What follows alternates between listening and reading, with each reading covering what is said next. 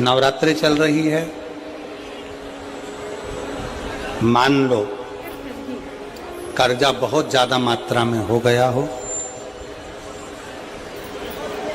Peak अच्छी नहीं आई हो, फसल अच्छी नहीं आई हो, बहुत टेंशन की जिंदगी अगर चल रही हो, बहुत चिंता ग्रसित कर रखी हो और ऐसा लग रहा है कि पैसे की आवक कहीं से नहीं है और टेंशन बढ़ता जा रहा है, तो ये नवरात्रि जब पूर्ण हो तो दशमी जब तिथि आए, 9 दिन पूरे होने के बाद जब दसवीं तिथि आए, दसवीं दशहरा, चैत्र का जो दशहरा, नवरात्रि पूर्ण होने के बाद में जो दशमी तिथि आए,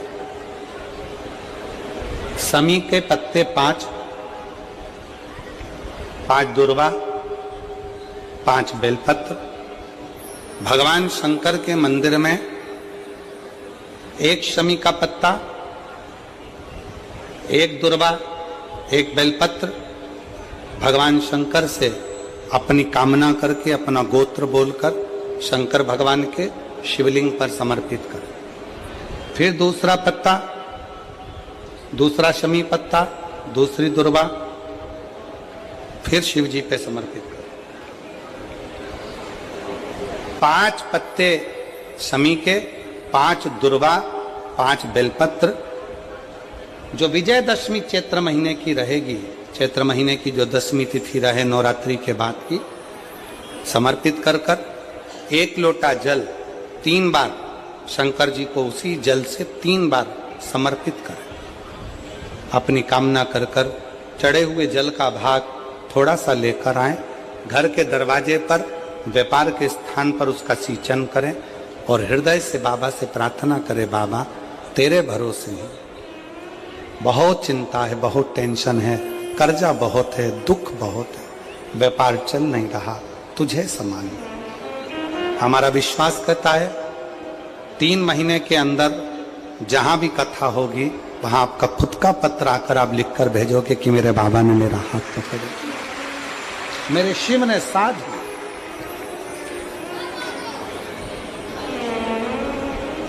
विजयदशमी पर शमी के पत्र की बड़ी महत्वता होती है।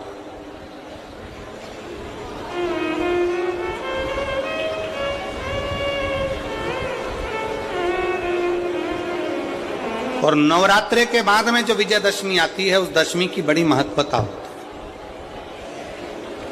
है। धन की कामना के लिए, कार्य सिद्धता के लिए, भगवान शिव की अविरल भक्ति को प्राप्त करने के लिए शमी पत्र मूल होता है, मूल।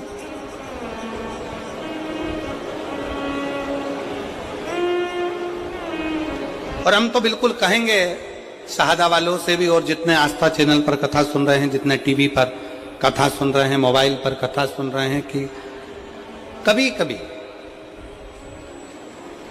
2 स्थान पर दीप लगाने में पीछे मत हटो। पहला,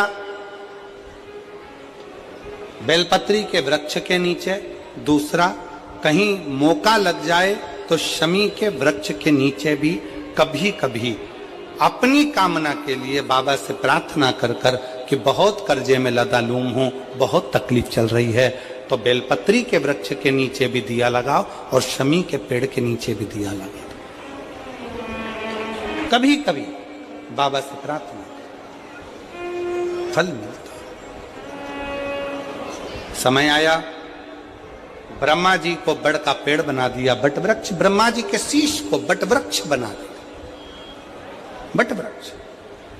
और फिर शिव कथा का वो भाव, भगवान शंकर, भगवान माता सती का त्याग और सती माता का भस्म होना और पार्वती के नाम से विख्यात होना और शंकर पार्वती का मंगल विवाह होने जा रहा है। शंकर पार्वती जी पधार रहे हैं, जोरदार ताली बजाकर स्वागत, वंदन, अभिनंदन भगवान शिव और पार्वती जी का, जिनका मंगल विवाह यहाँ हो रहा है। पार्वती मैया, भगवान शंकर, गुरु विष्णु, गुरु शिव।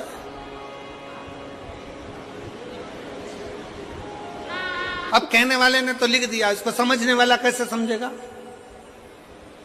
तो कहा 6 चीजें शिव महापुराण की कथा में पहुंचने पर गुरु के मुख से शंकर का गुणगान श्रवण करने पर 6 चीजें समाप्त हो जाती है। पहले नंबर पर शंका। जब गुरु कथा के माध्यम से हमारे भीतर की शंका को समाप्त करे तो समझ लो गुरु शंकर हो गया, गुरु शंकर। फिर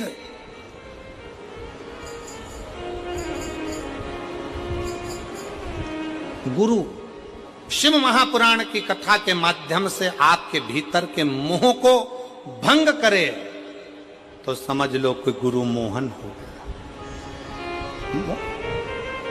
मोहन मिल गया। शंका गई शंकर मिला, मोह गया मोहन मिला। फिर कहा गुरु अपनी वाणी से शिव महापुराण के माध्यम से हमारे भीतर के विश्व को, हमारे भीतर के उस कटुता को, हमारे भीतर के विश्व को, क्रोध को समाप्त कर दे तो समझ लो कि विष्णु मिल गया, विष्णु। और गुरु हमारे भीतर के भ्रम को समाप्त कर दे तो समझ लो कि ब्रह्मा मिल गया, ब्रह्मा। और गुरु हमारे भीतर की दुर्गति को समाप्त कर दे तो समझ लो कि दुर्गा मिल गई। और गुरु हमारे भीतर के गुरूर को, हमारे भीतर के गुरूर को, हमारे भीतर के अभिमान को समाप्त कर दे तो समझ लो कि कोई गुरु मिल गया। इसलिए शिव महापुराण की कथा में इन 6 चीजों को वर्णन करते हुए कहा, शिव महापुराण की कथा में बैठने पर आपके भीतर की शंका, आपके भीतर का मोह, आपके भीतर का विष, आपके भीतर का भ्रम, आपके भीतर की दुर्गति, आपके भीतर का गुरूर, अहंकार समाप्त हो रहा है तो समझ लेना कि आपके भीतर शिव का निवास होते चले जा रहा है और शंकर आपके हृदय में विराजमान होते चले जा रहे हैं। शिव बैठना।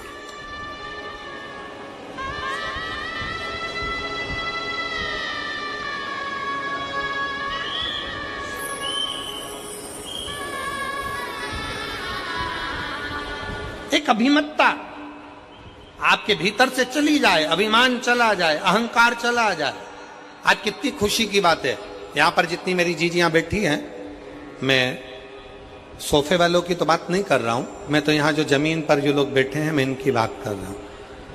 ये लोग जो जमीन पर बैठे हुए हैं ना, इनमें कई लोग बहुत करोड़पति भी होंगे, हीरे की चूड़ी पहनने वाले भी होंगे, पर आज खुशी का बात यह है कि आप शंकर के चरणों में जब अपने आनंद के साथ बैठकर कथा का रसतत्व ग्रहण कर रहे हो ना, तो ऐसा लग रहा है कि वास्तवता है कि शंकर को आपके जैसे भक्तों की जरूरत है, जिसके भीतर एकाग्र चित्तता, जिसके भीतर एक आनंदता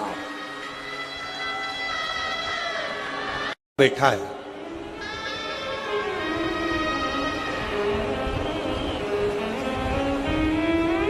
मनीष ईश्वर मालिश टेम्भा 14 साल का बच्चा है। कहीं बैठा हो तो बेटा खड़े हो सकते हो। मनीष ईश्वर मालिश टेम्भा सारंग खेड़ा का है, 14 साल का बच्चा, 14 साल, जिसको 2022 में कैंसर हो गया था और डॉक्टर ने उस 14 साल के बच्चे को घर भेज दिया था कि ये 5 महीने से ज्यादा नहीं रह सकता। 14 वर्ष।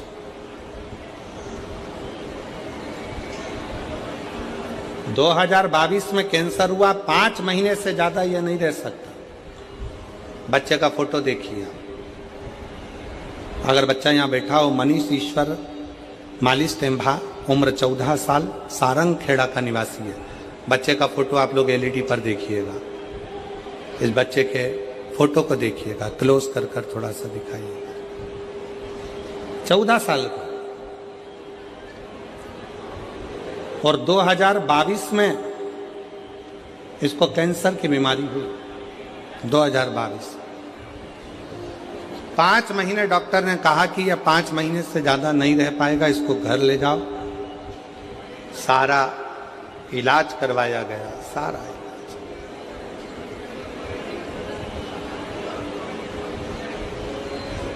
पत्र में लिखा, मेरा लड़का मनीष 2022 में इसको कैंसर हो गया। कैंसर हॉस्पिटल में इसका इलाज करवाया, प्रतिदिन बीमारी बढ़ती चली गई। डॉक्टरों के हिसाब से इसको घर भेज दिया गया। बेटे को घर वापस लेकर आ गए, क्योंकि अब जब शरीर में कुछ बचा ही नहीं है और 5 महीना है और बीमारी बढ़ती चली जा रही है, तो हम उसको घर लेकर आ गए। घर लाने पर हमने टीवी पर पहली बार आपका कथा देखी। मेरे बेटे ने कहा, माँ बस यही महाराज को चला दो, मैं देखता रहूंगा। और 5 महीना डॉक्टर ने दिया है माँ, इनको देखते देखते मैं चला जाऊंगा। टीवी चालू करके मेरी माँ छोड़ देती, मैं टीवी देखता रहता। एक दिन मेरे बेटे ने मुझसे कहा, माँ गुरुजी कहते हैं ना कि हिम्मत नहीं हारना, मुझे मंदिर तक जाना है। शरीर में इतना कष्ट था, लोटा हाथ में जल का भरकर बेटा मनीष मंदिर तक गया। शिवजी को जल चढ़ाकर बोला, सीहोर वाला बाबा कहता है कि मैं आपका बेटा हूं, और आपका बेटा हूं ना शंकर जी, तो क्या मैं इतनी जल्दी मर जाऊंगा, मेरे प्राण छूट जाएंगे? आप मुझे बेटा मानते हो ना बाबा, तो वो सीहोर वाले गुरुजी का कहना मानो और मेरा कैंसर ठीक करो ना बाबा। 5 महीने दिए हैं, जिसमें से 2 महीने निकल गए हैं, 3 बचे हैं। आज गुरुजी मैं छाती ठोक कर कहती हूँ, आज मेरे बाबा ने 2022 में लास्ट तारीख दी थी और आज 2025 में मेरा बेटा पूर्ण तरह से स्वस्थ हो। हैरान है, सब टीचर भी सिर्फ 1 लोटा जल में इतनी शक्ति कैसे है, ये टीचर भी विचार करते हैं। और 2022 की बीमारी के बाद भी 2025 में आज मेरा बेटा पूर्ण तरह से स्वस्थ है। अब रोज स्कूल जाता है और शिव के मंदिर जाकर सफाई करकर 1 लोटा जल चढ़ाता है, 1 लोटा। मनीष अगर कहीं बैठे हो तो एक बेलपत्र लेने के लिए आ सकते हैं। मनीष ईश्वर मालिश टेम्भा सारंग खेड़ा के हैं, सारंग खेड़ा। एक विश्वास क्या है, आपको लगता होगा कि आप शिव पुराण की कथा सुनने जा रहे हैं। ए मेरी जीजियों, ए मेरी बेटियों, मेरी माताओं, मेरे जीजाओं, मेरे भाई, आपको लगता है कि आप शिव पुराण की कथा सुनने जा रहे हो, पर हमारा विश्वास कहता है, हमारा भरोसा कहता है, आप शिव महापुराण की कथा सुनने के लिए नहीं जा रहे हो, आप अपने बाप से, अपने पिता से अपनी बात करने के लिए जा रहे हो, अपने पिता से।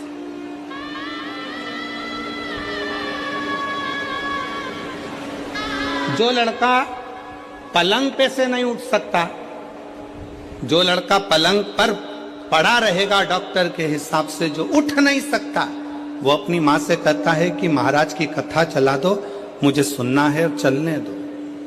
उसका कितना विश्वास होगा, उसका कितना भरोसा होगा, उसकी कितनी दृढ़ता होगी।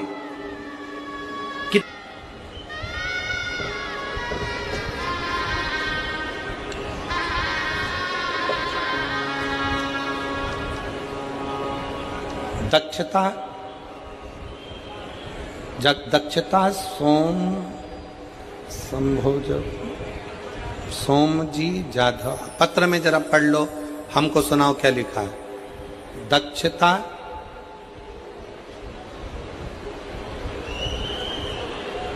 शोभा जी जाधव कि शोभ जी जाधव, ठीक है, तुम पढ़ लिए ना, हाँ अच्छे से पढ़ लो।